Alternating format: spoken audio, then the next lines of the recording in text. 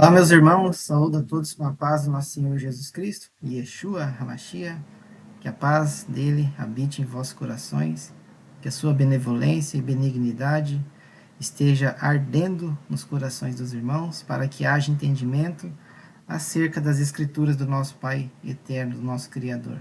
Amém? Irmãos, eu queria falar sobre a Pessa, né? Sobre a Páscoa, conhecido como Páscoa. Eu já queria ter gravado esse vídeo, mas os irmãos estão vendo que eu estou com a cabeça bem próximo, né, do microfone do notebook, para poder falar não muito alto, porque a bebê está dormindo e é o horário que eu consigo gravar. Eu ia gravar ontem, já havia separado o material, mas a gente acaba encontrando algumas informações, né? Quando eu fui meditando, Deus foi mostrando mais alguns versículos e eu resolvi anexar, e quando eu vi, não deu para gravar porque passou do horário ali, né? Mas foi bom, porque eu consegui trazer bastante informações importantes, interessantes para nós, né, estudarmos. E eu creio que se você, né, estiver com o coração aberto para receber a verdade, a palavra de Deus, este estudo vai ser enriquecedor na tua vida espiritual. Amém? Irmãos, nos últimos meses eu andei percebendo muitas coisas, inclusive depois do meu vídeo, né, sobre o que é a Kabbalah. Os irmãos viram que eu falei sobre essa doutrina maligna, né, que vem sendo semeada, porque eu notei um ataque muito grande ao cristianismo.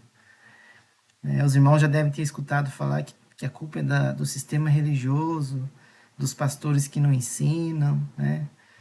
No começo eu também quase embarquei nessa onda, mas daí eu percebi que tinha alguma coisa errada, né. E de uns anos para cá eu vi que a nossa mensagem não é para atacar irmãos em Cristo, né? Os cristãos. Nós temos que levar a mensagem, esse é o propósito, independente quem vai receber ou não. E eu percebi que as fontes, né, que propagam essa ideia de combater a falsa doutrina, ela vem da Kabbalah, né, daqueles ortodoxos, né. Primeiramente eles atacam Paulo, né, para transformar Paulo em algo não confiável.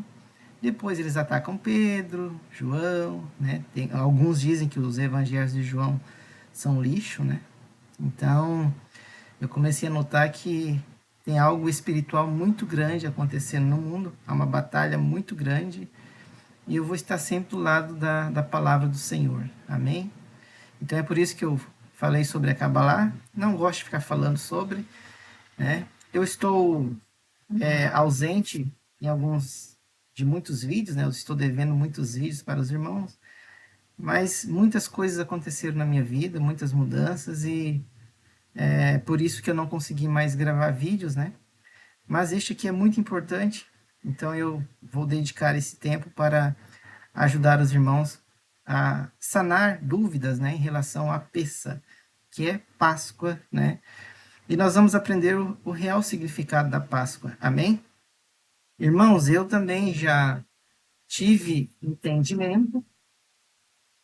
De dia é ruim gravar por causa desses barulhos, mas enfim.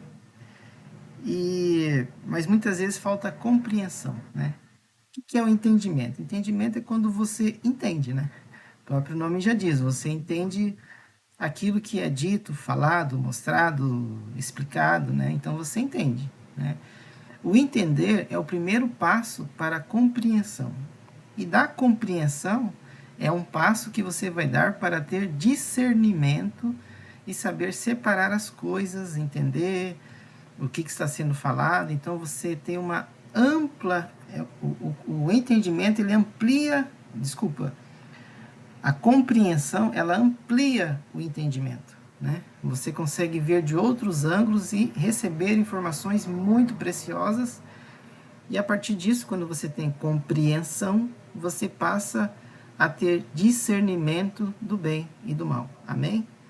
Então, irmãos, eu já vi algumas pessoas dizendo que a Páscoa ela não é para perdão dos pecados, né? Obviamente, depois tem uma explicação no texto, dizendo que é um passo ali, né? Mas quando você diz que a Páscoa não é para perdão dos pecados, você já cria uma barreira para as pessoas realmente buscarem o perdão. E isso é perigoso. E infelizmente são canais que ensinam outros estudos místicos, né?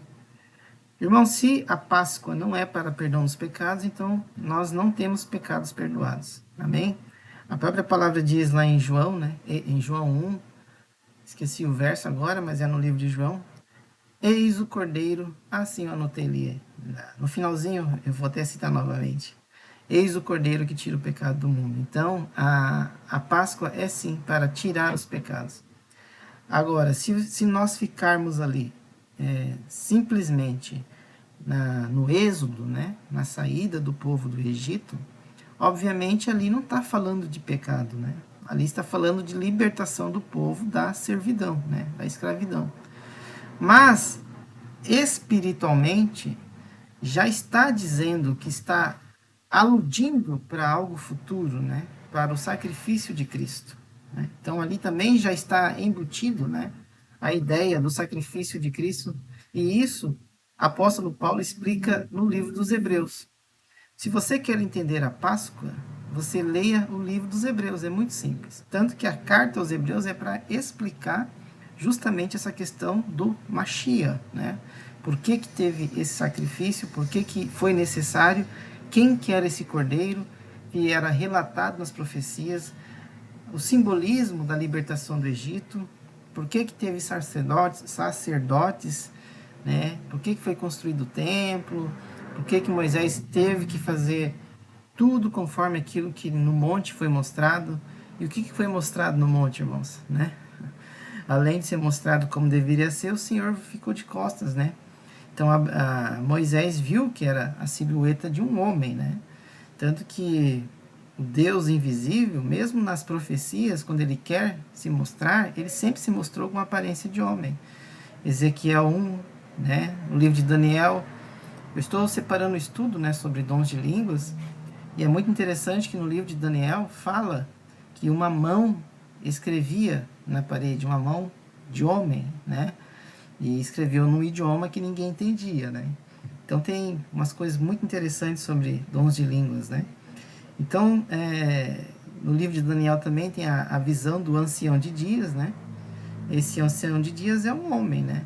Então essa visão de homem, ela sempre foi presente, né? Então Moisés, ele viu aquilo que foi mostrado para ele, então ele fez o tabernáculo com base naquilo que foi mostrado, né? E isso o apóstolo Paulo explica muito bem no livro de Hebreus, que está ligado ao nosso corpo, amém? Não vou falar exclusivamente do livro de Hebreus, porque é muita coisa, né? Eu quero mais falar diretamente sobre o que é a peça. Primeiramente, nós temos que entender, né, o que significa peça, né? E também, irmãos, a questão do calendário, tá? Nós comemoramos ontem, né? Ninguém tem a data certa, tá bom? Pelo que eu pesquisei, eu ignorei outros, né? Mas existem três principais calendários, que é o calendário ocidental, né? Cristão, que é o calendário gregoriano. O calendário judaico tem dois, tá? Eu não me recordo o nome agora, né? Mas é uma linha judaica, de uma linha de religiosos judaicos que defendem pelo apontamento da lua, né? Quando da lua crescente, se eu não me engano, lua nova, não me recordo agora. E tem outro calendário que ele é o mais utilizado pelos ortodoxos, a maior vertente, né? Que é o Rebbe Lubavitch, né? Que eles detêm certos conhecimentos nessa questão de calendários. E quem fez o calendário foi, segundo fontes, Hillel o Ancião, né? Há muita divergência em relação a isso, né? Que ele estipulou um calendário fixo, mas o que realmente importa, irmãos, é nós lembrarmos, né? Do que é a peça, né? E sair desse campo de críticas, data errada, data não sei o que, tem que limpar o fermento da casa, tem que fazer isso, fazer aquilo. Nós vamos ver aqui o que é o fermento da casa, tá? Nós vamos aprender hoje aqui. Então vamos lá, irmãos. Eu não, eu poderia ter feito já no mês passado, deixei para fazer nesse mês. É o mês que eu estou mais tranquilo, assim, né? Já tive mais pesquisas, né? Que eu separei para nós estarmos aprendendo aqui. Então, irmãos, a peça, né? Primeiramente, para entendimento, é sim a libertação do povo da escravidão do Egito, tá? Então, no primeiro entendimento, peça significa isso, né? Significa passar por cima, né? O Senhor fala lá em Êxodo 12, alguma coisa, né? Que ele iria passar por cima, né? Das casas dos hebreus que tinham nas suas, nas suas portas o sangue do cordeiro, né? Então, o Senhor iria fazer com que o destruidor não é, é, tirasse, né? Não matasse o primogênito daquelas famílias, né? Então, todo o povo judeu, né? Todo o povo hebreu, eles selaram as suas portas, né? Com o sangue do cordeiro que eles haviam sacrificado, né? Na noite anterior e comeram tudo, né? E o sangue eles aspergiram tanto na verga da porta quanto nas colunas, né? Então, basicamente, peça significa passagem, né? Passar por cima. E também significa libertação, né? Por que passar por cima? Quando o Eterno passou junto com o anjo destruidor, toda a porta da casa, né? Toda a casa marcada com o sangue do cordeiro, o destruidor não entrava e não ceifava a vida dos primogênitos, né? Nem dos animais, nada. Então ele passava reto porque ele via que estava marcado, selado. Então ele não tinha autorização para executar aquele serviço, digamos assim. Então, basicamente é isso, tá? A peça significa passar por cima, libertação do povo do Egito da escravidão, né? Ou também festa da libertação. Vamos ler ali Êxodo 12:33. Porque Yahvé passará para ferir aos egípcios, e ao ver o sangue na verga da porta e em ambos os umbrais, o Senhor passará aquela porta, e não deixará o destruidor entrar em vossas casas para vos ferir. Então, a marcação da porta, né, era para que o anjo do Senhor, né, o destruidor, no caso, me desculpe, ele não entrasse ali e ceifasse a vida dos primogênitos. Amém? Então é por isso que o Senhor diz, ó, passará aquela porta, e em outros versículos fala em passar por cima, né? Ah, e outra ideia de que a Páscoa significa libertação, a gente encontra ali em Êxodo 20, versículo 2. Eu sou Yahvé, teu Deus, que te tirei da terra do Egito, da casa da servidão. Ou seja, a peça também simboliza a tirada do povo, né? A libertação do povo da servidão da terra do Egito, né? E o Egito simboliza o pecado, escravidão, morte e feitiçaria, representa imoralidade, representa idolatria, representa tudo aquilo que abomina o Senhor. Amém? Então, resumidamente, de uma forma espiritual, o Egito simboliza o pecado, simboliza a morte, né? E nós vamos ver isso também em Apocalipse 11:8, né? Mas antes disso, em Êxodo 7:11, olha o que está escrito. Faraó também mandou vir os sábios e encantadores, e eles e os magos do Egito também fizeram os mesmos com seus encantamentos. Então o Egito tinha muita feitiçaria, tinha muita magia, tecnologia. Então o Egito era um lugar de uma idolatria muito, muito pesada, né? Então é por isso que lá em Apocalipse 11:8 fala assim, ó, e jazerão seus corpos mortos, né? Aqui está falando das testemunhas, né? E jazerão seus corpos mortos na praça da grande cidade que espiritualmente se chama Sodoma e Egito, onde o nosso Senhor também foi crucificado, Apocalipse 11:8. Então o Egito ele tem essa simbologia, né? No mundo espiritual, de uma cidade de corrupção, de idolatria, de fornicação, de extremo pecado, né? E Sodoma está ligado à dureza de coração, à indiferença, à morte espiritual, a imoralidade sexual, enfim, todo tipo de perversidade, né? Então, é importante saber o que significa o Egito para vocês compreenderem o real significado da Páscoa, né? Ali em Êxodo 11:4 diz o seguinte: disse mais Moisés, assim o Senhor tem dito, à meia-noite eu sairei pelo meio do êxodo do Egito. Êxodo 11:4, aqui o Senhor está falando que à meia-noite eu sairei pelo meio do Egito, né? O que isso significa, irmãos? Eu só selecionei essa parte aqui para lembrar rapidamente, né, que o Senhor também falou que sobre as 10 virgens prudentes, né, que à meia-noite, né, houve-se um grito, né, Mateus 25:6. Mas à meia-noite ouviu-se um grito: eis o noivo, sai-lhe o encontro.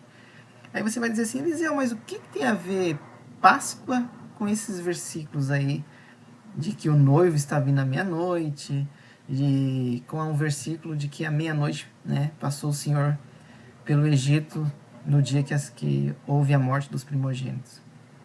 Tem tudo a ver, irmãos. Porque quando o Senhor libertou o povo do Egito, espiritualmente falando, aludia para Cristo, nos libertando do pecado.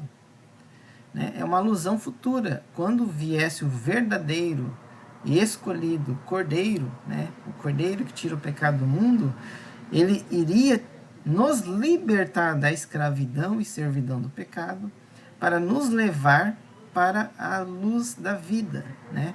Nós morreríamos para aquela vida de pecado e nasceríamos, né? Iríamos nascer de novo para uma nova vida. E ao nascer de novo, nós precisamos manter acesa a nossa lâmpada, né? Para que o noivo, aquele que deu a vida por nós, quando ele voltar, né, à meia-noite, né, ouvirá-se o grito, lá vem o noivo, né? Obviamente, ninguém sabe o dia nem a hora, né? Mas o Senhor também nos deixou pistas, né? Então a gente fica esperto, né? Vai que é meia-noite, né? A gente não sabe, vai que é 3 da manhã. Mas o mais importante é entender essa conexão, que é para nós mantermos a nossa fé acesa, né? Se alimentando da palavra de Deus. E aqui a gente continua para mostrar que realmente, irmãos, quando fala que passou o sangue na casa, espiritualmente, aludia para algo futuro, né? Onde nós estaríamos selados também, né, pelo sangue do Cordeiro. Por que é a casa, né? As pessoas falam assim, até vi algumas questões explicando da porta, né, que Jesus é a porta e tal, mas, irmãos, não é a porta da casa, não era da casa, irmãos.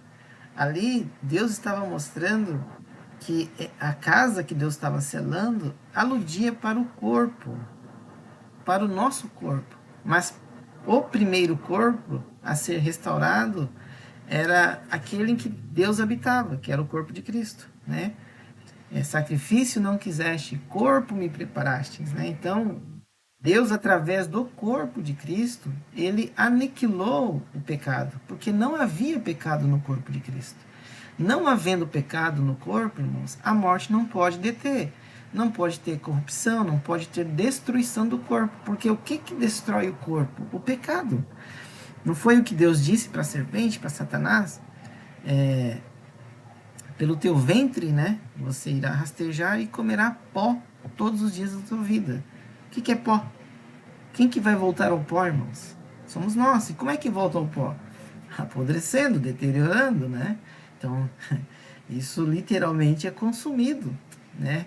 A morte consome, né? Ela devora o corpo, né? E por que Cristo não viu corrupção? O que é corrupção? Corromper o corpo, quando ele apodrece, está se corrompendo, né? Está se deteriorando. Né? E Cristo não teve isso, irmãos. Ele não teve nenhum processo de putrificação, nada. O corpo dele ficou intacto. Por quê? Porque não tinha pecado. Ele era um cordeiro, né? Simbolicamente falando, perfeito. O corpo de Cristo não tinha manchas. Por quê? Porque ele era do Espírito. Amém? Então, casa, quando fala que o povo para passar o sangue na porta, né, das casas, o que diz lá em Apocalipse? Que tem que estar, nós temos que estar selados na nossa fronte, né? E nós também temos, como diz lá em Deuteronômio, né, que nós temos que, Deus diz para o povo, amarrar, né, como se amarra na fronte e no braço, as leis, né, os mandamentos. Então, estar selado, o sangue nos umbrais da porta e o sangue na, na verga da porta simboliza o selo do Espírito, né? Que é a palavra de Deus. E quem que é a palavra de Deus? É Cristo. É tudo, por mais que são palavras diferentes, que dá a entender que são coisas diferentes, está falando sempre da mesma coisa, irmãos. Palavra é Cristo. O selo do Espírito é a palavra de Deus, é Cristo, irmãos. Amém? Então, quando disse assim que era para selar a casa e todos deveriam estar dentro da casa, está dizendo que, até separei aqui uma explicação, ó, a casa onde estavam os judeus representa o corpo, templo sagrado, e os judeus dentro da casa, a alma, porque eles estavam vivos. Né? O sangue na verga é o selo na fronte, na testa, e as ombreiras, o selo no braço, na mão. O sangue é o Espírito de Cristo, que nos cela e nos guarda para que o destruidor não nos toque. Por isso, devemos estar selados pelo sangue do Cordeiro. Amém? Né? E para mostrar para os irmãos que quando se fala casa, né, por mais que lá era uma casa literal, está falando do templo sagrado que é o corpo. E entrou Jesus no templo de Deus e expulsou todos os que vendiam e compravam no templo, e derribou as mesas dos cambistas e as cadeiras dos que vendiam pombas. E disse-lhes: Está escrito: A minha casa será chamada casa de oração, mas vós a tendes convertido em covil de ladrões. Mateus 21, 12, 13. Não falou que entrou no templo? Agora está falando que entrou na casa. Né? Então, quando fala casa, está falando do corpo. Amém, irmãos? Está falando do nosso corpo. Quando quando o profeta Samuel, acho que é o profeta Samuel, se eu não me engano, chega para, como é que é o nome dele? Deixa eu até pesquisar aqui, irmãos. Espera aí, deixa eu ver aqui. Está lá em 1 Reis. Deixa eu ver aqui.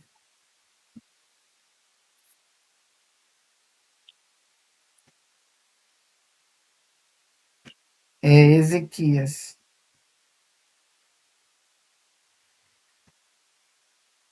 Ah, desculpa, profeta Isaías, irmão. Ó, naqueles dias, adoeceu. Deixa eu ver se vai ficar o áudio apagado. Naqueles dias, adoeceu Ezequias mortalmente, e o profeta Isaías, filho de Amós, veio a ele e lhe disse: Põe em ordem a tua casa, porque morrerás e não viverás. Então, pôr ordem na tua casa. Mas que casa, irmãos? No templo, né? No corpo. Tem que pôr ordem no corpo, né? Ali em Jeremias 7,11 diz o seguinte: Tornou-se, pois, esta casa, que se chama pelo meu nome, uma caverna de salteadores, ou covil de ladrões, né? Aos vossos olhos, eis que eu mesmo vi isso, diz o Senhor. Jeremias 7,11. E lá em 2 Reis 20,11 diz o seguinte: Também os levarei ao meu santo monte, e os alegrarei na minha casa de oração. Os seus holocaustos e os seus sacrifícios serão aceitos no meu altar, porque a minha casa será chamada casa de oração por todos os povos. Então Jesus usou dois versículos, né? Duas passagens de 2 Reis, de Jeremias, e em um versículo só ele disse: A minha casa será chamada casa de oração, mas vós tendes convertido em covil de ladrões. Então, irmãos, o povo estava protegido dentro da casa, que simboliza o corpo, o templo sagrado. Né? Então a nossa vida, que simboliza o povo protegido dentro do templo, da casa, que é a vida, precisa estar selada pelo sangue do Cordeiro. Amém, irmãos? Então a Páscoa é para você morrer para o pecado, é para você largar a tua vida de pecado, para você abandonar, se arrepender, se converter, confessar os seus pecados, e aí você nasce de novo e tem uma nova vida com Cristo. Isso é a passagem. Você vai passar da vida de pecado para uma vida de abundância, uma vida nova, uma nova vida. Você vai nascer de novo. É uma passagem da antiga vida, do antigo Egito espiritual, do antigo Egito de pecado. Você vai morrer para aquilo lá. Você vai abandonar, você não vai olhar para trás. Porque se você olhar para trás, se você começar a sentir saudade do Egito, dos teus pecados, querer fazer tudo de novo, você vai perecer no deserto. Você vai blasfemar contra o Senhor. Amém? Então, irmãos, temos que ter muito cuidado em relação a isso.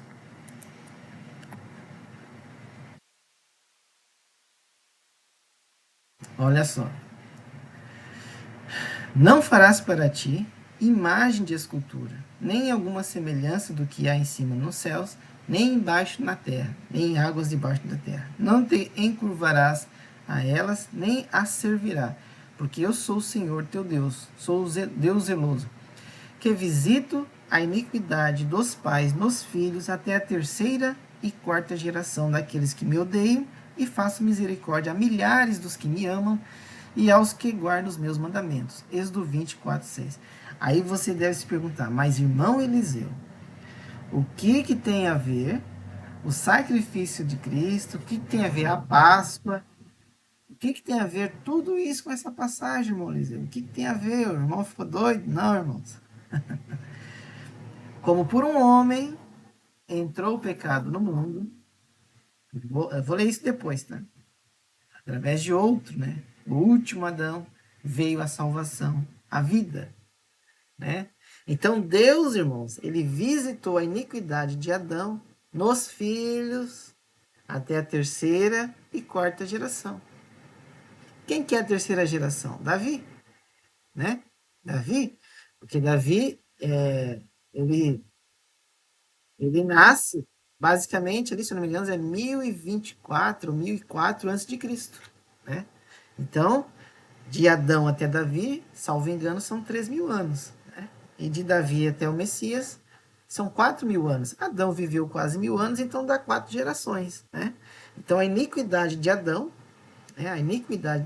o pecado, Deus visitou em toda a humanidade até a vinda de Cristo. E de Cristo, Deus, ele fez misericórdia a milhares dos que me amam. E milhares significa eternidade, tá, irmão? Significa para todo sempre. Amém?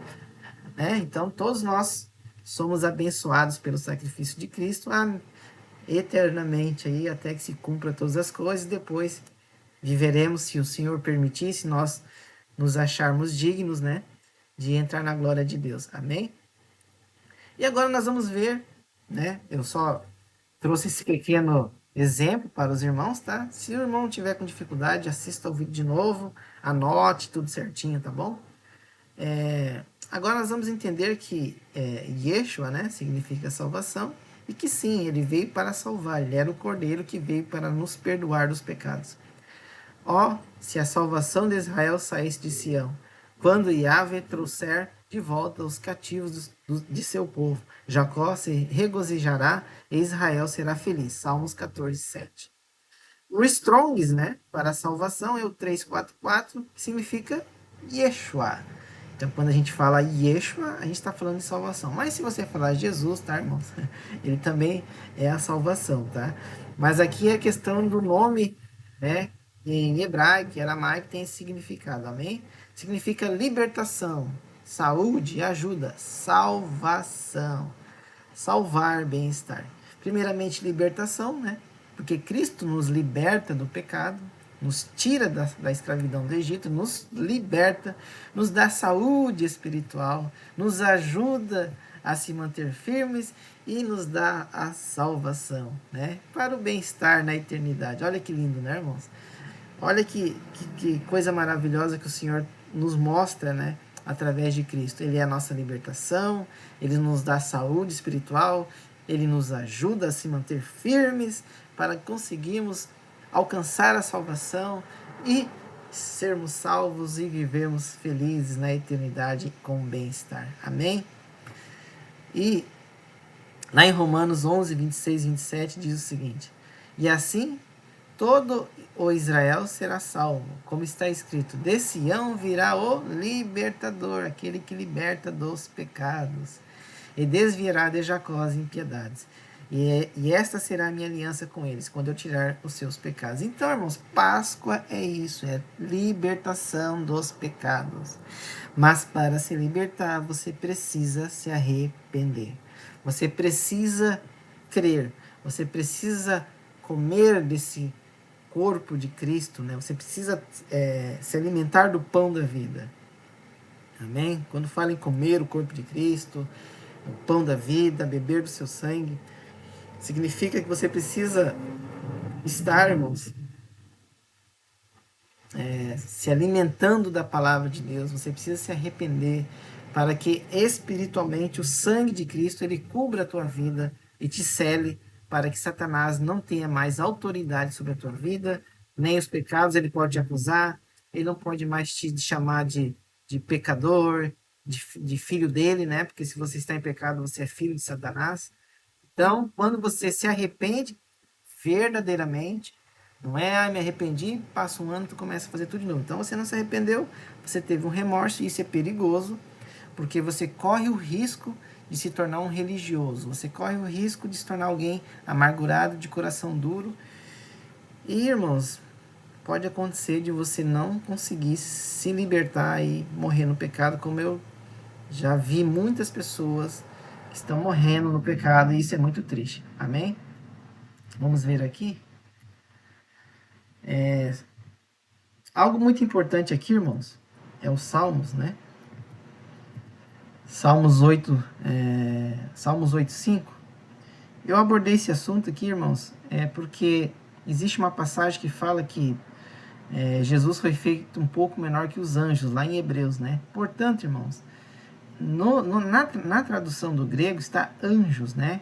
Mas não é anjos, tá, irmão? É Elohim, né? Está falando Deus, literalmente Deus, tá? Vamos ler lá em Salmos 8:5, né? E inferior, pois tu fizeste um pouco do que os anjos, e ele com glória e honra coroaram, né? Jesus foi feito um pouco abaixo de Deus, tá? Porque Elohim significa Deus. Mas quando a gente vai traduzir, tá vendo aqui, ó? Aqui traduz anjos. Mas é Mehelohim. Olha o que significa aqui, Elohim. Deus, Deus, tá bom? É um substantivo masculino, olha só. Está falando do Espírito de Deus, amém? Jesus não foi feito menor que os anjos, tá, irmãos? Por mais que a tradução aqui colocou anjos, significa Elohim, tá? É Elohim. Jesus, né, ele foi feito um pouco abaixo de Deus, porque se ele tivesse abaixo dos anjos, ele não teria autoridade sobre os anjos, amém? Então, Elohim, né? Então, Jesus foi feito um pouco abaixo de Elohim. E olha que interessante, quando a gente vai para Hebreus, isso fica melhor de ser entendido, porque não foi aos anjos, né, que Deus sujeitou o mundo vindouro de que falamos. Isso derruba muitas crenças, como a pré-existência, por exemplo. Mas em certo lugar testificou alguém dizendo: quem é o homem para que te lembre dele? E o filho do homem para que o visites? Fizeste um pouco, aqui está menor que os anjos, mas é menor que Elohim, tá? De glória e de honra o coroaste. Hebreus 25, 2, 5 ao 7. Aí você vai dizer assim, mas o que isso tem a ver? Isso tem a ver que o sacrifício de Cristo é para a humanidade, irmãos.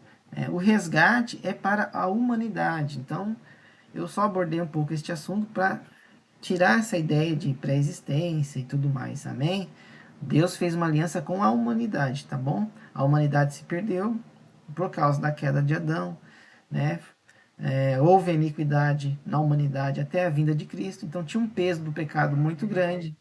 Difícil, dificilmente as pessoas conseguiam se manter livres do pecado, né? Até mesmo quem tinha o espírito, né, como o rei Davi, caiu, Salomão caiu. Mas eu creio, né, que Salomão se arrependeu. Davi sim, porque os salmos mostram, né, que ele se arrependeu amargamente do que ele fez. Né? Então, mas não é como hoje, né, irmãos? Hoje é muito mais fácil de você se arrepender, porque nós vamos aprender aqui que com o sacrifício de Cristo, né, o Cordeiro Pascual, Deus ele refez a aliança dele, né? Ele aperfeiçoou, na verdade, a aliança, escrevendo ela em nossos corações, para que nós possamos ter um coração entendido. Amém?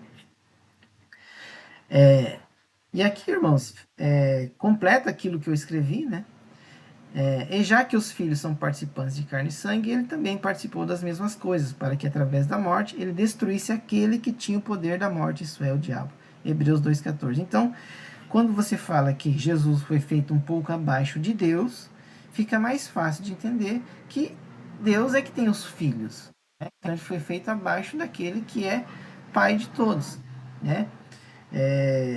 Eu sei que muitos têm dificuldade de entender essa questão de Jesus, né? Porque que quando eu falo que ele é uma manifestação de Deus, irmãos, tá? Ele não é um ser separado de Deus.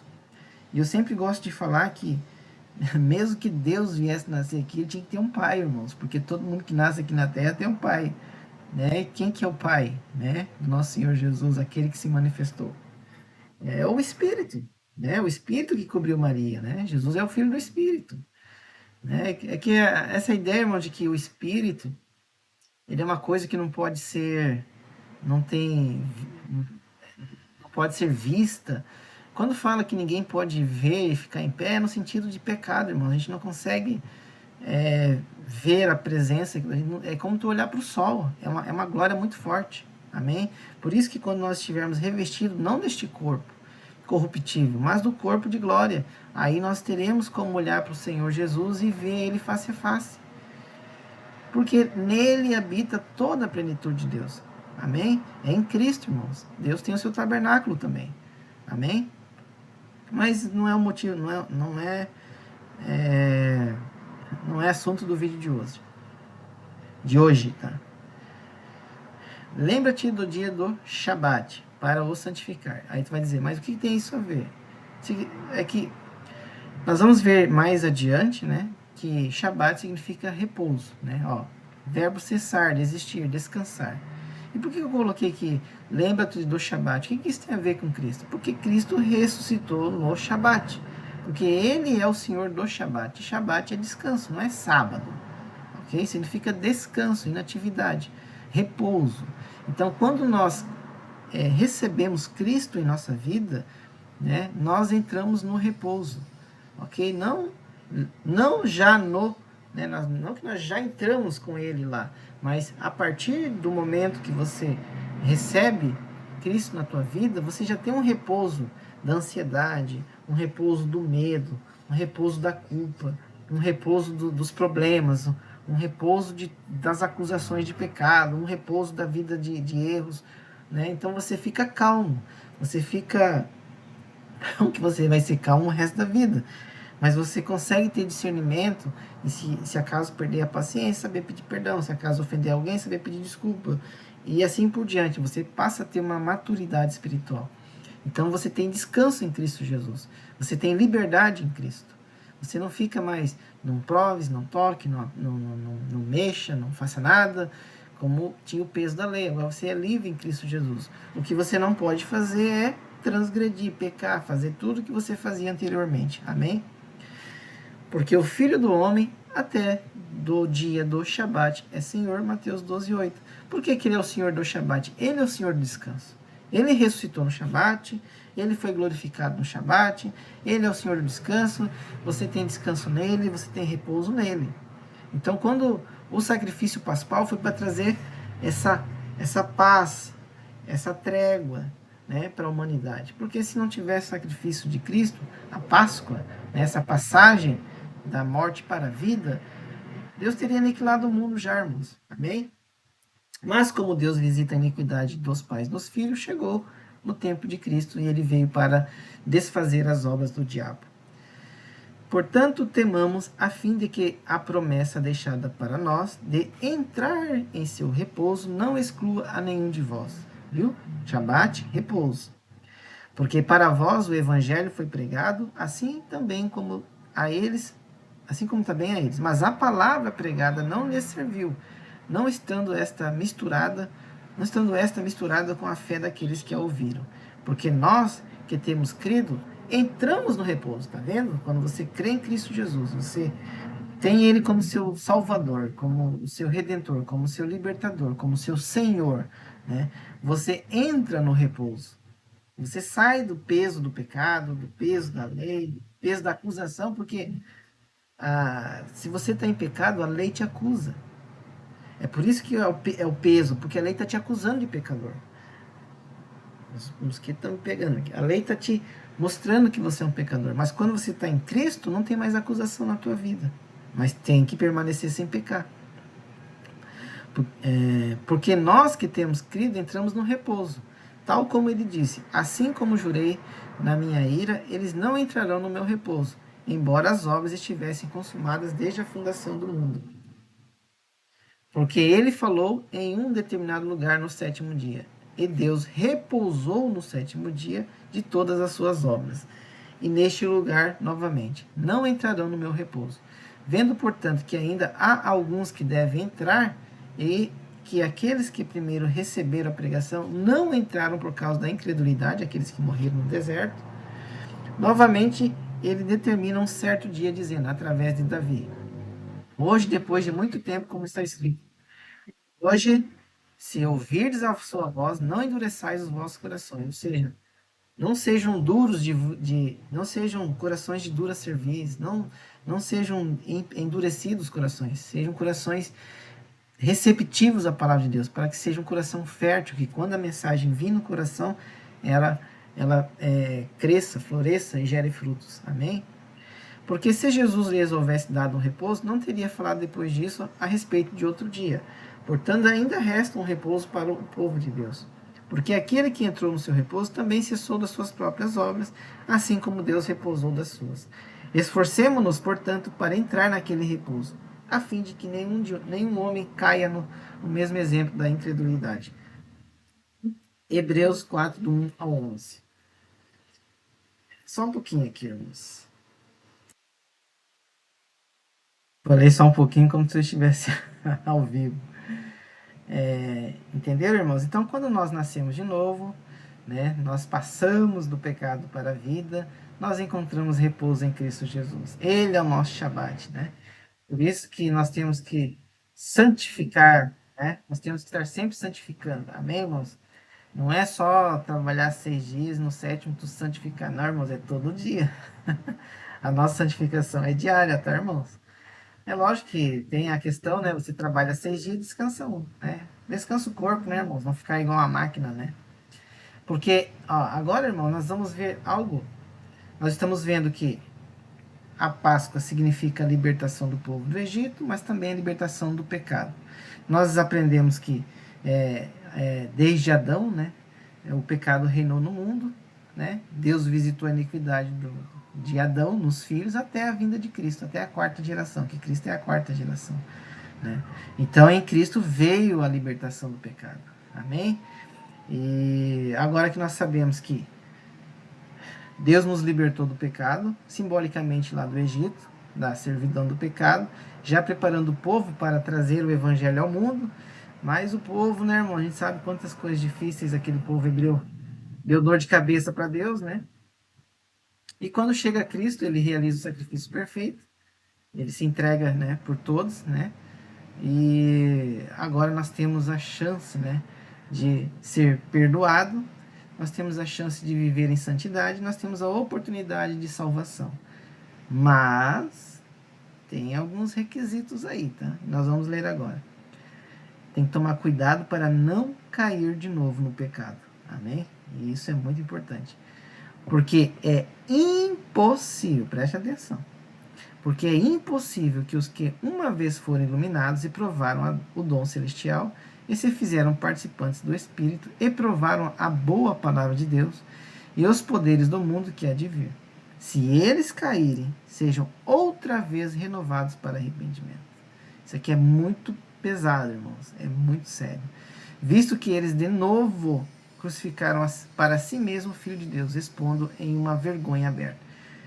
Os irmãos têm noção disso? Porque o que acontecia, irmãos? Antes do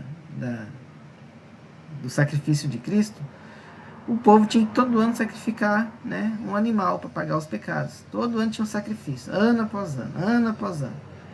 Porque, como Paulo disse, o sangue de bodes, ovelhas, era impossível, irmão, de purificar do pecado. Mas o sangue daquele que não tinha pecado, do corpo perfeito de Cristo, aniquilou o pecado. Então, como é que tu vai querer sacrificar Cristo de novo? Não é que nem antes, que todo ano tinha um sacrifício de animal porque não conseguia libertar os pecados. Agora não. Então, o crente, irmãos, ele tem que ler a Bíblia para ele não cair no risco de pecar. Porque não é porque ele foi salvo, que ele foi liberto dos pecados, que ele já entrou na glória. Não, irmãos, agora está no caminho da glória. Agora ele recebeu autorização, agora ele foi limpo. Agora ele está sem mancha, está sem pecado. Agora ele pode caminhar para a salvação. Mas a porta é estreita, né? Ele tem que ser uma das virgens prudentes, né? Tem que estar com seu óleo, né, presente, o seu azeite, para não deixar a chama do Espírito apagar. Porque a terra que absorve a chuva, que cai sobre ela, produz erva útil, provê para aqueles que a lavram e recebe a bênção da parte de Deus. Mas aquela que produz espinhos e abrolhos é rejeitada e perto está da maldição. E o fim é que é ser queimado. Então, olha o perigo, irmãos, né? É, é, você ter recebido a mensagem, ela crescer no teu coração e ao mesmo tempo o seu coração começar a se encher de, de, de espinhos e ervas daninhas, né? Então, na verdade, irmãos, vocês que eu digo, a pessoa que passar por isso, ela vai se perder. E Jesus alertou sobre isso. Ele fala que a parte que caiu entre os espinhos são os que ouviram e indo seu caminho são sufocados pelos cuidados, riquezas e deleites desta vida, não dão frutos com perfeição. Isso aqui, vamos dizer assim, deixa eu só.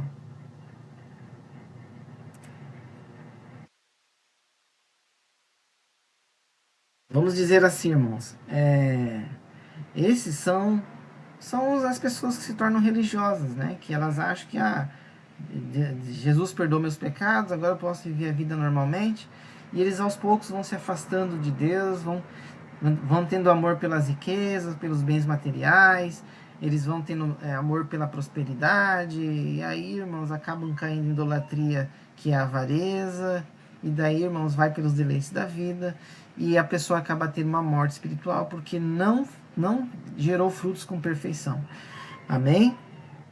Você teve uma vida de perdão dos pecados? Agora tu tem que vigiar 24 horas por dia.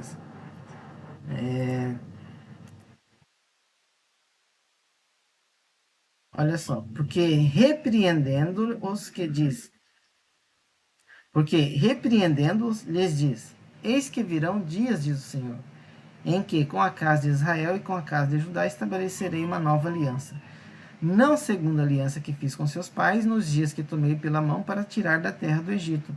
Como não permaneceram naquela minha aliança, eu para eles não atentei, diz o Senhor. Porque esta é a aliança que depois daqueles dias farei com a casa de Israel, diz o Senhor. Porei as minhas leis no seu entendimento e em seu coração as escreverei. E eu lhes serei por Deus e eles me serão por povo. E não ensinará cada um seu próximo, nem cada um seu irmão, dizendo: Conhece o Senhor, porque todos me conhecerão, desde o menor deles até o maior. Porque serei misericordioso para com as suas iniquidades, e de seus pecados e suas prevaricações não me lembrarei mais. Dizendo nova aliança, envelheceu a primeira. Ora, o que foi tornado velho e se envelhece, perto está de acabar. Depois eu vou ler um detalhe interessante sobre essa questão de o que foi tornado velho, se envelhece, perto está de acabar. Aqui é importante porque fala que a aliança que Deus fez foi lá na terra do Egito, quando Deus libertou o povo, ou seja, já estava, perceberam como a Páscoa do Egito, a libertação do Egito está inteiramente ligada com o sacrifício de Cristo. Então dizer que a Páscoa do Egito não tem nada a ver com a Páscoa da libertação é complicado, porque é a libertação do pecado. Não tem como separar as duas coisas. Elas podem ter, não digo explicações diferentes, ela pode ter fatos diferentes, mas a explicação, né, o entendimento é o mesmo, tá? No final eles se completam, amém? Aqui no livro de Hebreus é bem claro isso, que a aliança que Deus fez com os pais, quando ele tirou da terra do Egito, eles não permaneceram firmes, ou seja, tinha sido feito um pacto ali de libertação. Amém? E depois, como eles não permaneceram, Deus fez uma nova aliança. Não é que Deus ele foi lá e, e aquela aliança era imperfeita, porque na verdade tudo que Deus faz é perfeito. Amém, irmãos? Tudo que Deus faz é perfeito, mas a humanidade não estava aperfeiçoada naquilo. Então Deus ele faz o que? Ele aperfeiçoa ainda mais a sua aliança. É tipo o vaso do oleiro. Adão não pecou? Deus não poderia pegar Adão e falar assim, ó, vou te fulminar e vou fazer outro. Não. Do de Adão veio algo melhor, entendeu? Então Deus, ele não é de se arrepender. Deus sabe tudo que ele está fazendo. Então tudo é um processo, desde o Egito até a vinda do Senhor Jesus. Lá em 1 Coríntios 2,15, olha que interessante. Quem se alimenta de leite ainda é criança e não tem experiência no ensino da justiça. Mas o alimento sólido é para os adultos, os quais, pelo exercício constante, tornaram-se aptos para discernir tanto bem quanto mal. O que Deus ia fazer? Deus ia escrever aonde? Onde que ele ia escrever? No nosso coração. O nosso coração é o que nos dá entendimento. Amém? Se nós temos um coração que dá entendimento, significa que nós estamos aptos a discernir o bem e o mal. Amém? Então, quando nós temos um coração restaurado pela palavra de Deus, quando nós temos um coração segundo a vontade de Deus, com a mente de Cristo, nós sabemos discernir o bem e o mal. Que era o que Adão sabia discernir o bem e o mal, mas quando ele se afasta de Deus, ele cai. E prova disso que nós temos que ter um coração segundo a vontade de Deus, está lá em 1 Reis 3,9. A teu servo, pois, dá um coração entendido para julgar o teu povo, para que prudentemente discirna entre o bem e o mal. Porque quem poderia julgar este teu tão grande povo? Ou seja, Salomão, muitos falam, Salomão pediu sabedoria. Não, Salomão pediu um coração que fosse segundo a vontade de Deus. Dá um coração entendido para julgar o teu povo. Ou seja, um coração que vai entender o teu povo, para que prudentemente discirna entre o bem e o mal. Ou seja, quando nós temos um coração de Deus, né, um coração restaurado por Deus, um coração que Deus escreveu aliança, um coração que Deus habita, um coração que Deus transforma, um coração que Deus quer que nós tenhamos, nós conseguimos discernir o certo e o errado, o bem e o mal. Amém? Não é através de certos conhecimentos que estão estudando por aí, tá bom, irmãos? Você precisa ter o Espírito de Cristo para você ter a mente do Senhor. Amém? E ali sobre aquilo que, como diz ali em Hebreus, no finalzinho, ó, dizendo nova aliança, envelheceu a primeira. Ora, o que foi tornado velho e se envelhece, perto está de acabar. E aqui eu quis fazer essa anotação, eu poderia ter deixado só até ali, tá? Mas eu quis anotar isso aqui, não vou ampliar o estudo sobre isso, mas só para trazer uma curiosidade. Daniel 7, né, 13 ou 14, diz o seguinte: eu estava olhando nas minhas visões da noite, e eis que vinha nas nuvens no céu como filho do homem, e dirigiu-se ao ancião de dias, e o fizeram chegar até ele. E foi-lhe dado o domínio, e a honra, e o reino para todos os povos, nações e línguas, para que nações e línguas o servissem. O seu domínio, preste atenção, é um domínio eterno, que não passará. Presta atenção. Não passará. E o seu reino tal que não será destruído. Ele recebeu esse reino e não passará. Amém? E olha o que diz lá em 1 Coríntios 15, 21, 26. Porque assim como por um homem veio a morte, também por um homem veio a ressurreição dos mortos. Pois como em Adão todos morrem, do mesmo modo em Cristo todos serão vivificados. Cada um, porém, na sua ordem. Cristo primícias, depois os que são de Cristo na sua vinda.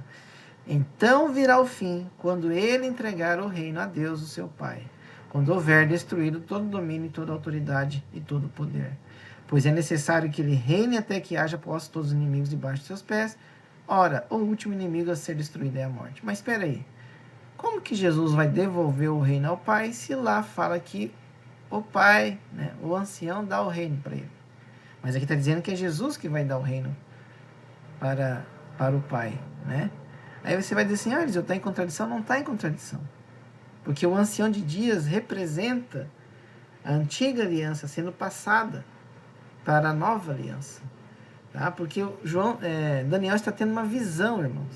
Aquilo não é algo que está acontecendo naquele momento, são visões, são simbologias que Deus está usando para mostrar para ele. Amém? Porque quem vai reinar eternamente é Cristo. Tá? E aqui Paulo está dizendo, por que Paulo está dizendo assim, ó? Quando houver destruído todo o domínio e toda a autoridade por ele vai entregar o reino a Deus.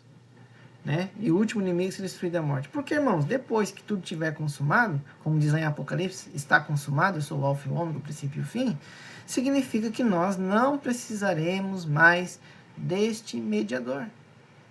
Ou seja, não vai mais precisar do filho ali, do papel do filho como mediador, da intervenção de pecado, perdoando pecado.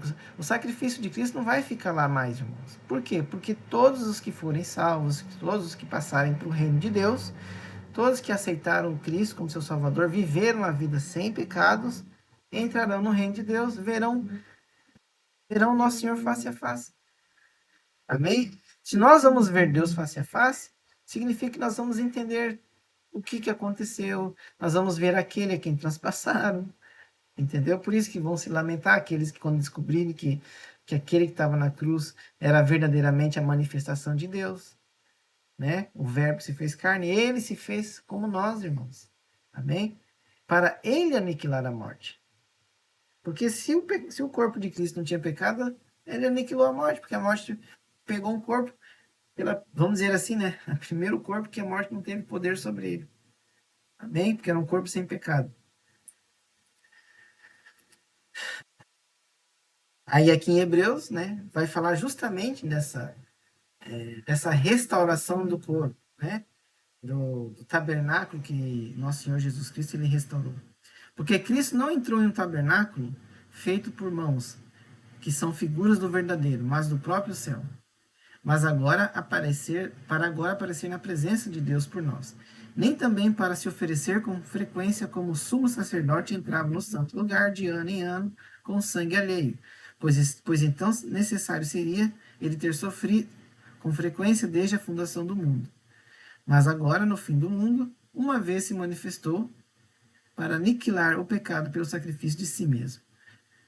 Jesus falou o seguinte lá em João 2, 19 ao 22. Presta atenção que essas duas passagens estão todas conectadas. Jesus lhes respondeu dizendo, destrua este templo e em 3 dias eu o levantarei. Presta atenção, irmão. Jesus está dizendo que ele vai levantar o templo. Ok? Presta atenção. Então disseram os judeus, em 46 anos foi edificado este templo, e tu em 3 dias o levantarás? Mas ele falava do seu corpo. Quando, pois, ele foi ressuscitado entre os mortos. Mas quem ressuscitou ele? Lembraram-se os seus discípulos de que ele dissera, e creram nas escrituras e na palavra que Jesus disse. João 2, 19, 22. Jesus disse assim, ó, destrua este templo e em 3 dias eu o levantarei. Quando, pois, ele foi ressuscitado dos mortos. Quem levantou Cristo dos mortos? Destrua este templo, em 3 dias eu o levantarei. E é aqui que você entende, irmãos, que Jesus falava em espírito. Amém? Quando Jesus curava, quando Jesus ressuscitava os mortos, tudo que Jesus fazia, irmãos, era em espírito. Amém?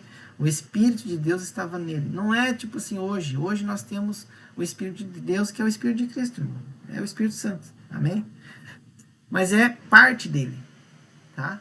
É parte dele. Porque você que eu digo, né, que nasceu de novo, todos que nós nascemos de novo, recebemos esse Espírito. Esse entendimento, essa presença, esse dom que Deus nos dá. Uns dão uns dons de cura, outros de profecia, outros de conhecimento. Eu agradeço ao Senhor pelo dom de conhecimento. Amém? Então Jesus, quando ele fala, destrua este templo em 3 dias, eu o levantarei, é o Espírito falando. Era o Espírito que estava nele. Deus estava em Cristo, fazendo o quê? Reconciliando o mundo consigo mesmo. Entenderam, irmãos?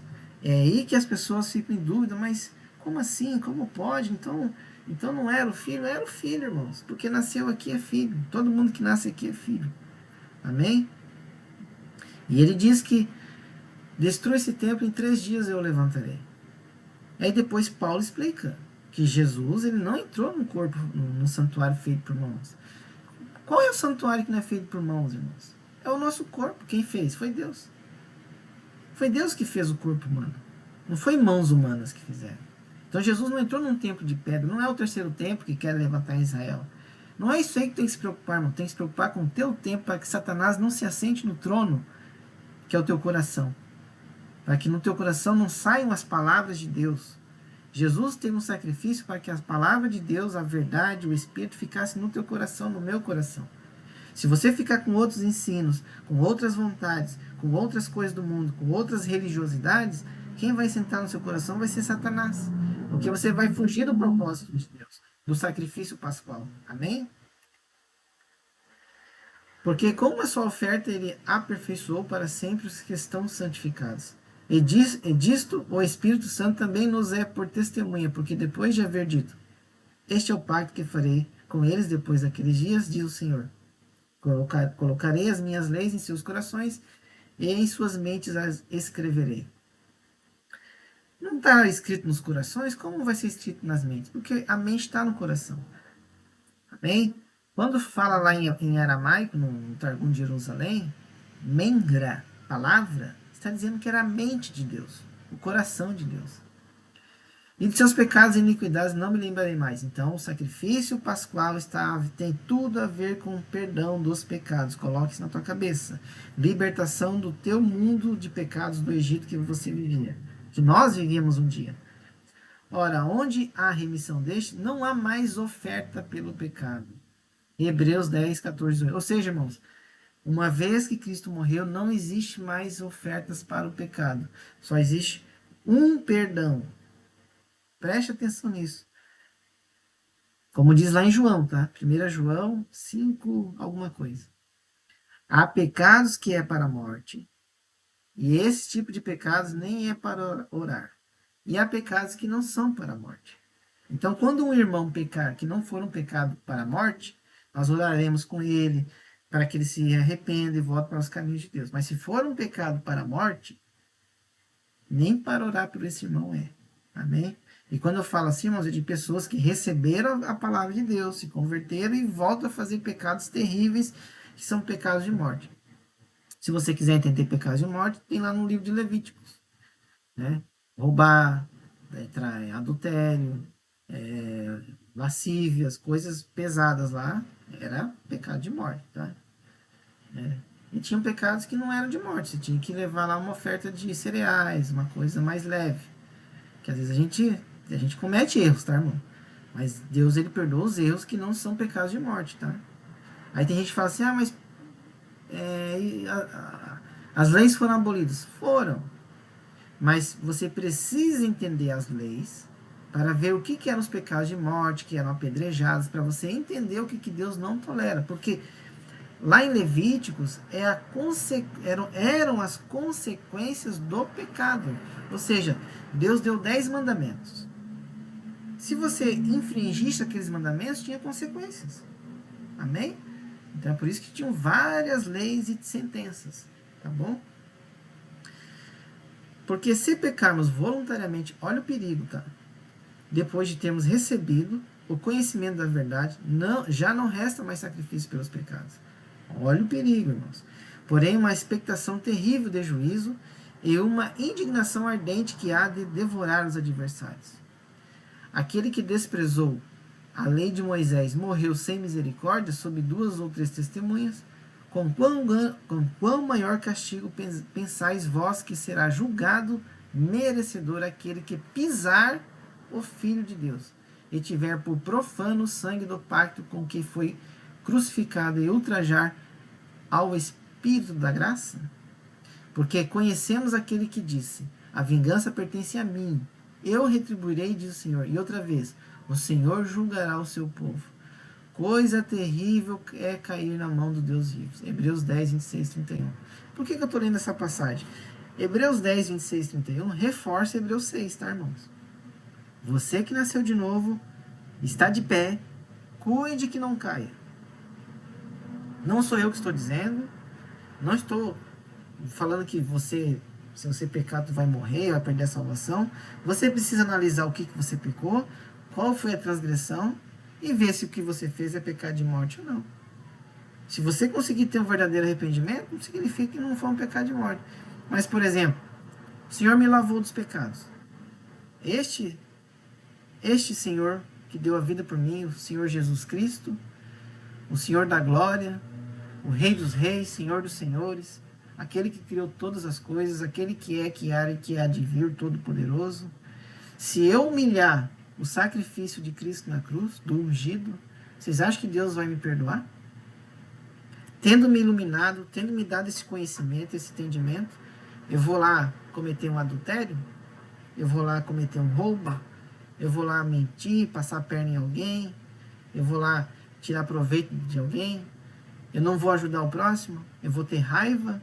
Eu vou ter inveja? Deus disse que a inveja é um pecado de morte. Se você levantar falso testemunho e aquela pessoa se prejudicar, é um pecado de morte. Injúria. Irmãos, tem que tomar muito cuidado. Você é uma nova criatura, vigia. Né? O sacrifício de Cristo, a Páscoa, irmão, é isso. É uma nova vida. É uma vida com Cristo. Não é, Jesus morreu pelos meus pecados, vou fazer uma festa de Páscoa. Ai, que lindo, maravilhoso. Não, irmãos. Eu tenho que fazer certinho ali, eu vou ter que tirar os fermentos de casa. Eu vou ter que liberar, vou ter que ficar 7 dias. Irmãos, tira essa loucura da cabeça.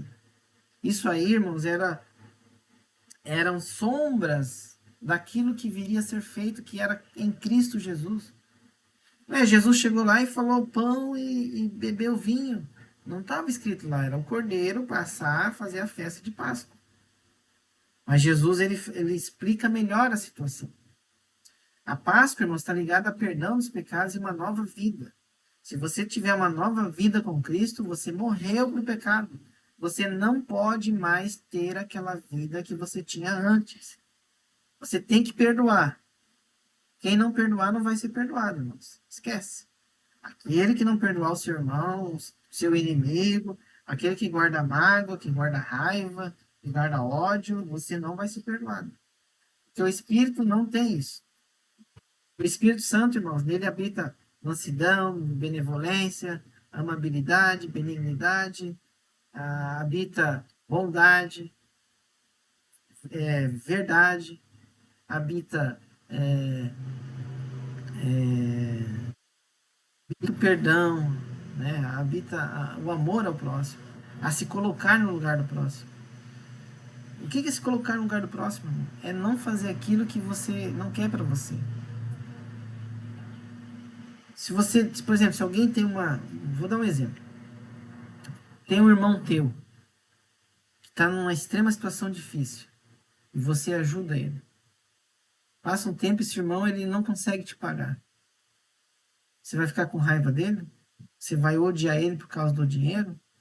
Ou você vai conversar com ele, vai ver o que ele está passando, por que ele não conseguiu, e você vai ajudá-lo de uma forma que ele consiga suprir aquilo. Porque o que acontece, irmãos? As pessoas estão tendo raiva do outro por qualquer coisa. As pessoas não conseguem perdoar por qualquer coisa. As pessoas estão tirando vidas por qualquer coisa. Certo? Uma das coisas que o crente, muito crente, irmão, não consegue perdoar. Inveja, coração duro, indiferença, não se coloca no lugar do outro. Tem uma religião aí que eu não vou falar o nome, que eles são extremamente frios. Eles fecham a porta, só é a patotinha deles. Isso tem nada a ver com pregação de Cristo. Ultimamente eu ando aprendendo muitas coisas em relação a levar o evangelho, a ir atrás de pessoas que estão precisando.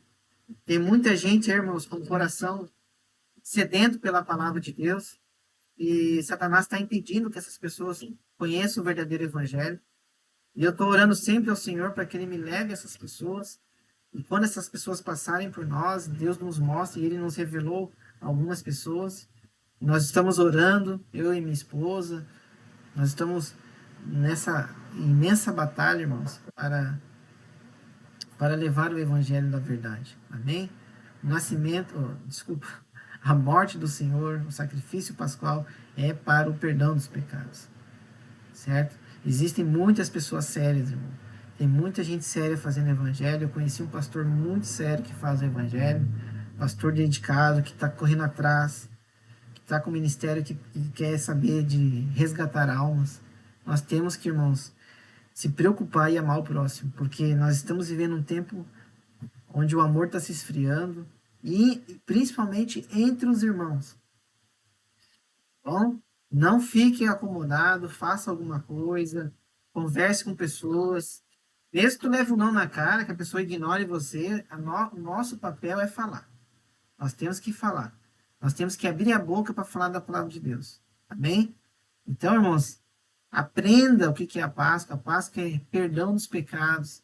Tem que ter esse sentido, irmãos, de arrependimento, de vida nova, de nascer de novo. Isso é a peça, é a libertação do Egito pecaminoso, da vida anterior que queria te levar para a perdição, para a morte. Amém? Quando Deus tira o povo do Egito, ele tira os seus selados. Depois o povo passa, vai indo sentido ao deserto, aí é batizado pela água quando atravessa o Mar Vermelho. Depois o povo fica rodando no deserto, são as provações. Quando nós nascemos de novo, somos batizados, temos o selo do Espírito, nós passamos pelas provações neste deserto que se chama mundo, nessas distrações. Porque quando você nasce de novo, irmãos, você começa a olhar o mundo, você se sente num deserto. Você começa a ver coisas assim que tu fala, nossa, eu gostava disso. As coisas passam a não fazer mais sentido para você. É por isso que quando a gente nasce de novo, a gente fica perdido. Por quê? Porque o mundo ficou diferente.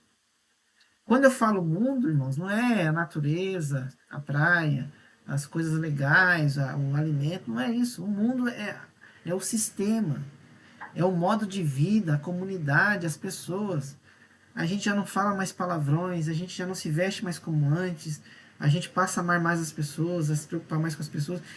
E é uma constância, irmãos. Tem coisas que eu fiz há 2 anos atrás que eu quero fazer melhor esse ano.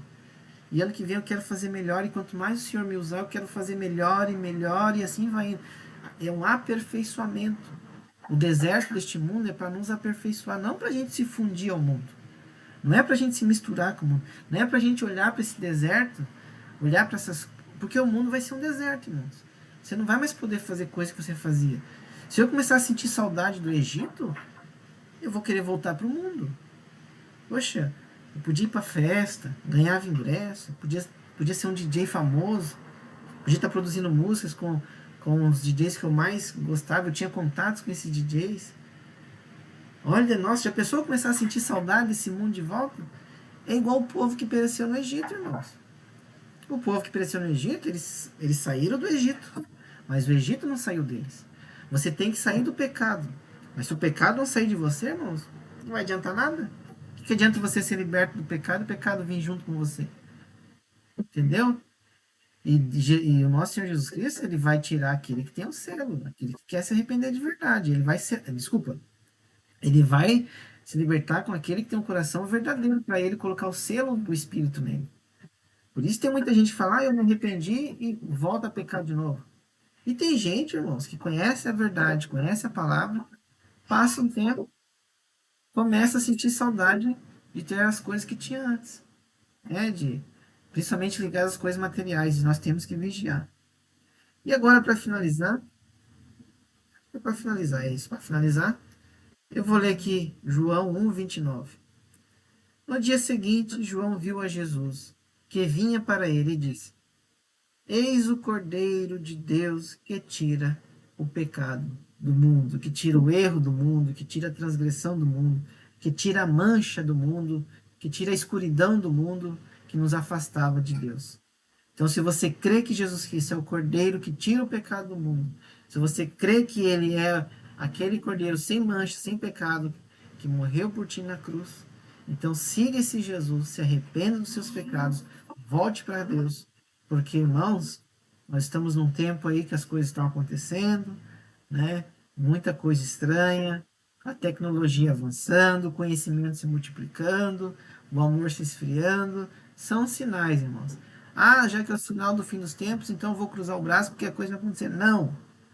Noé ficou pregando, irmãos. Noé foi fazendo a arca lá e foi pregando a justiça, né? Enoque também foi pregando, irmãos, entendeu? Não é porque as coisas estão acontecendo que nós vamos cruzar os braços, amém? É aí que nós temos que ir para a batalha. Jesus disse que os tempos seriam difíceis, não disse para nós nos acovardarmos e parar de falar do evangelho, parar de formar família, parar e esquecer que o mundo existe. Nós temos que crer no Deus vivo, continuar pregando e levando a verdade, amém? Então, que você possa ter aprendido, né, essa questão da Páscoa, e este estudo possa ajudar a enriquecer o conhecimento da palavra de Deus. E eu vou deixando aqui, né, as minhas saudações. A pequena acordou, deu tempo de gravar. Que o Senhor abençoe tua vida, abençoe tua casa, abençoe tua família, que a plenitude de Deus, a sua amabilidade, benignidade, a benevolência do nosso Senhor habite no teu coração e que o entendimento de Cristo resplandeça na tua vida para que você conheça verdadeiramente nosso Senhor Jesus Cristo. Amém? Fique na Shalom do Eterno, nosso Senhor Jesus Cristo, Yeshua HaMashiach. Deus abençoe.